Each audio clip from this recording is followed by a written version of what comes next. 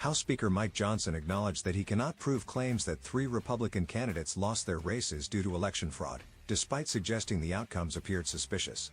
The Louisiana Republican made the remarks when asked about President Donald Trump's recent call to nationalize U.S. elections, a proposal tied to long-standing and repeatedly disproven allegations of widespread fraud in the 2020 presidential contest.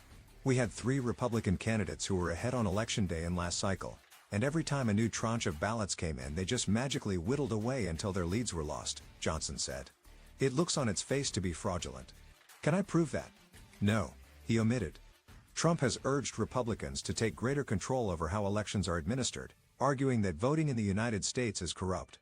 Speaking on the Dan Bongino show, Trump said, "The Republicans should say, 'We want to take over. We should take over the voting in at least 15 places. The Republicans ought to nationalize the voting.'" Under the U.S. Constitution, however, states have primary authority over election administration, while Congress sets certain federal guidelines. The president does not have unilateral power to overhaul election systems.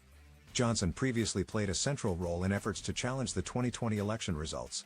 He helped lead a January 6, 2021, push to send certified results back to several states in an unsuccessful bid to prevent Joe Biden from taking office. Trump's latest comments drew swift criticism. Senate Minority Leader Chuck Schumer, a New York Democrat, called the proposal outlandishly illegal. White House Press Secretary Karoline Leavitt sought to clarify Trump's remarks, saying the president was referring to the SAVE Act, legislation moving through Congress that would introduce changes such as voter ID requirements. While isolated cases of voter fraud have led to convictions, Trump's broader claims about the 2020 and 2024 elections have largely been disproven. The Trump administration recently reopened an investigation into alleged voter fraud in Fulton County, Georgia, where Trump has maintained ballots were stolen or altered in 2020.